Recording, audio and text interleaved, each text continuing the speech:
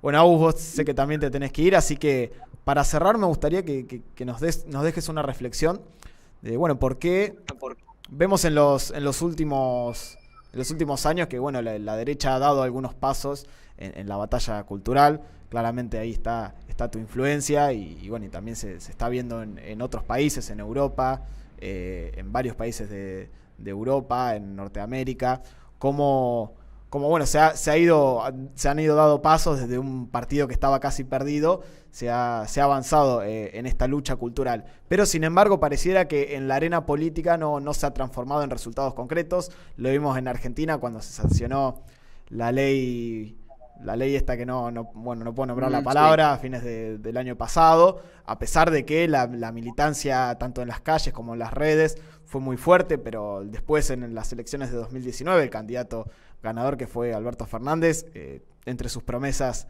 de campaña estaba legalizar bueno, dicha medida. Así que me gustaría que nos deje una reflexión de por qué a la derecha todavía le falta dar ese salto que se materializa en resultados políticos. Mira, a ver, porque hay que dar el salto desde la batalla cultural a la batalla política y ese salto es bastante difícil. Yo no considero que una derrota de Macri sea una derrota para la derecha. Yo no coincido, por ejemplo, en que la derrota de Duque sea una derrota para la derecha o que la derrota de Piñera sea una derrota para la derecha. Yo creo que la derecha es otra cosa. Esa derecha, esa centro derecha está muerta y es un cadáver, es un zombie desde hace ya muchos años. Ya ha mostrado que está agotada. Es la misma derecha de los 80 que llega hasta el año 2021 como puede, sobreviviendo a otro contexto histórico, a otro contexto tecnológico, a otro contexto geopolítico y que mantiene los mismos rasgos tecnocráticos de entonces. Y era una derecha que en todo caso fue muy noventista, muy noventosa, pero ya está agotada, ¿no? O sea, tuvo su cuarto de hora en los 90, sobre todo en nuestra región, con reformas liberales, reformas de libre mercado, lo que llamaron neoliberalismo, lo que llamaron consenso de Washington, pero se agotó en eso mismo. No fue más que eso, no fue más que la aplicación del consenso de Washington y la verdad es que la derecha tiene que ser mucho más que eso. Tiene que ser mucho más que una fórmula económica, sobre todo en épocas de disputa cultural como las que estamos viviendo ahora. Entonces, yo creo que no son malos tiempos para la derecha, al contrario, se está confirmando, es decir, pasa que esta nueva derecha no ha terminado de nacer, ese es el punto, no ha terminado de nacer. Si vos te fijás, por ejemplo, el caso peruano, bueno, el tercer lugar lo tuviste con un candidato de derecha de verdad, como fue Rafael López Aliaga, como es Rafael López Aliaga. En el caso de España, tenés a un partido popular que tiene que parecerse a Vox para poder realmente ganar las elecciones de Madrid y sacar al comunismo de allí. Bueno, ocurrió semejante cosa. En Argentina, lamentablemente, la nueva derecha no ha cristalizado. En Argentina lo que predomina es un discurso berreta antipopulista y con eso ya se sabe que se termina siempre en el mismo hoyo, que es el hoyo donde están los macristas.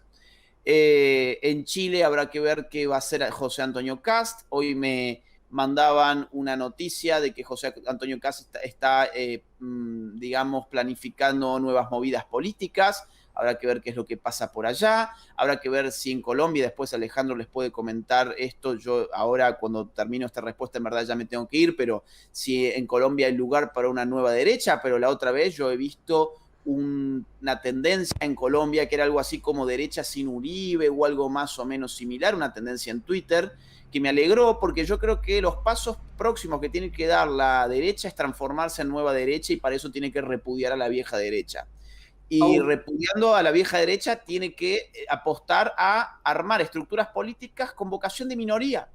Entonces, entender la política es entender que la política no solamente es quedarte con toda la torta, entender la política es entender que vas agarrando, digamos, pedacitos de poder y que vas a tener que ser minoría durante mucho tiempo y quizás tengas que ser minoría siempre. Pero ya, por ejemplo, poder meter un par de diputados o un par de legisladores, ni siquiera diputados nacionales, legisladores, digamos, en una provincia, por ejemplo, con un nuevo partido político, bueno, eso sí que sería importante. El Y camino de creo que a eso Vox. hay que apuntar. Bolsonaro, por ejemplo, yo creo que es un buen representante de lo que nosotros planteamos. O sea, una nueva derecha populista, y en este caso Bolsonaro está haciendo una gestión además política y económica y social que es impresionante. O sea, yo no sé si todas son malas noticias. Acá lo único que tenemos realmente como noticias para mí es el fallecimiento oficial de la centro derecha tecnocrática. Después, el gran revés para la nueva derecha ha sido las elecciones en Estados Unidos. Te hago un paréntesis. Fuera de esas elecciones no ha habido otro revés. Sí, sí. En eso de los Estados Unidos, porque justamente tocás ese que fue un revés, digamos, y en gran parte lo fue. Y cuando nosotros hablamos de las revoluciones moleculares digamos, del revés para la derecha, mencionamos lo que pasó en Perú, lo que pasó en Chile, lo que pasa en Colombia ahora, y muchas veces lo que pasó en Estados Unidos, que fue básicamente, digamos, en gran medida se deterioró el gobierno de Trump por estas revoluciones, digamos, de Antifa y de BLM. Ahora, digamos, la diferencia, porque uno dice, no, la centro derecha, bueno, pero Trump no era centro derecha, era derecha. Ahora, la diferencia, ¿cuál es? Bueno, que Trump perdió efectivamente las elecciones, pero el movimiento que generó, digamos, no se generó en ninguno de los otros países que perdieron las elecciones, perdieron el poder y encima quedaron ahí, ¿no? Disueltas como fracasados, Trump, todo lo contrario, perdió las elecciones porque efectivamente lograron con todo ese lobby, con todas esas prendido fuego el país, le lograron deteriorar en gran medida, además el coronavirus, etcétera, ¿no? Deteriorar su gobierno, perdió las elecciones, pero el movimiento que creó de respuesta y de reacción, esta nueva derecha, quedó más vigente, más fuerte que nunca. O sea, las ideas de Trump trascendieron, y lo ves, por ejemplo, en lo de lo que fue la toma del Capitolio, ¿no? Bueno, eso, a ver, y de hecho, o sea, Trump allana el camino para una nueva generación de políticos que van a seguir por esa línea, como el gobernador de Florida, por ejemplo, DeSantis, ¿no? Claro.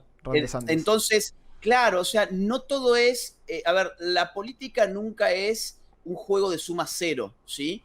Nunca es o pierdo todo o gano todo. No, digamos, son, digamos, cosas mucho más complejas que un juego de suma cero. Yo, digamos, quiero sumar algún otro ejemplo. Hace 10 años, la derecha, y vos esto lo sabés bien, Eric, porque empezaste también bien joven, la derecha como mucho esgrimía un librito de Ayn Rand.